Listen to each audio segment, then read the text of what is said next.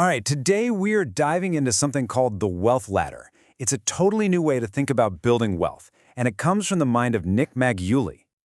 So, let me ask you something. Does this feel a little familiar? You're working hard, right? You're trying to cut back on spending, you're doing all the things you're supposed to do, but when you check your accounts, it just feels like nothing's changing. You're stuck. It's a super common feeling, and honestly, it's incredibly frustrating. Okay, so that leads us to the big question, right? If you're putting in all this effort and it's not paying off, then what's the real problem? Why does it feel like all that hard work just isn't translating into actual financial progress? It's a lot like being on a financial treadmill. I mean, you're running, you're sweating, you're putting in all this energy, but you're not actually going anywhere. The view never changes. And when that happens, it's so easy to start blaming yourself, thinking you're the one doing something wrong. But what if you're not? And this is where things get really interesting, because the core idea here is that maybe we need to shift our whole perspective. The problem might not be you at all, it's the method.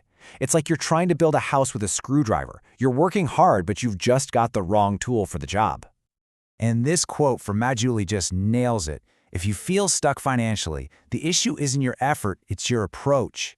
I mean, that's kind of a huge relief to hear, right? It takes all that pressure off your shoulders and puts the focus back where it should be, on your strategy. It's not about grinding harder, it's about being smarter with your money. So, check this out. This really shows the big shift in thinking we're talking about. The old way, you get one financial plan and you stick with it for life. Just work harder and that's it. But the new way of thinking, the wealth ladder approach, is way more dynamic. It's all about having the right strategy at the right time. It's about focusing on what actually matters for where you are right now instead of just spinning your wheels. Okay, so what is this new approach exactly?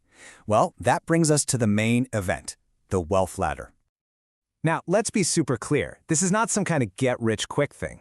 The wealth ladder is more like a whole new philosophy for your money. Think of it as a framework that breaks your entire financial journey into different levels, kind of like levels in a game. And the key is that each level has its own unique rulebook, its own strategy.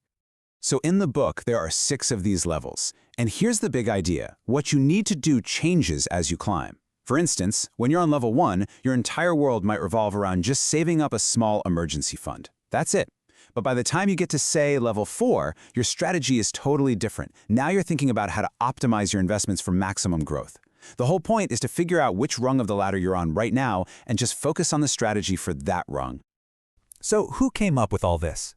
The author is Nick Maggiulli, and he's not your typical finance guy. He's the COO and a data scientist at a major wealth management firm, a Stanford economics grad. Basically, he's a numbers guy.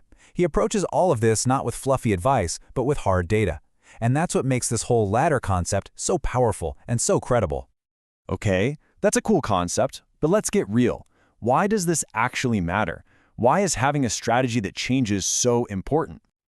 Well, the answer is pretty simple, actually, because life doesn't stand still. I mean, think about your own life. Interest rates go crazy, your career takes a weird turn you never expected, and the things you wanted at 25, they're probably way different from what you want at 45. So if your financial plan is just frozen in time, it's just not going to work. It has to evolve with you. And this is really the heart of it. That intense laser focus on pinching every penny to get out of debt when you're on level 1, that is the absolutely wrong thing to be doing when you're at level 6, where you should be thinking about preserving your wealth. Using the wrong playbook for your current level, that's the reason so many of us get stuck. So, when you really get this mindset, you realize it's about more than just the numbers on a spreadsheet. It's really about finding clarity. It's about seeing a clear path forward. And it's not just me saying it, experts are on board too. I love this quote from NYU professor Scott Galloway. He basically says, look, I had to learn all this the hard way, through trial and error. You don't have to. You can just read this book. It's like getting a shortcut to avoid all the common financial mistakes.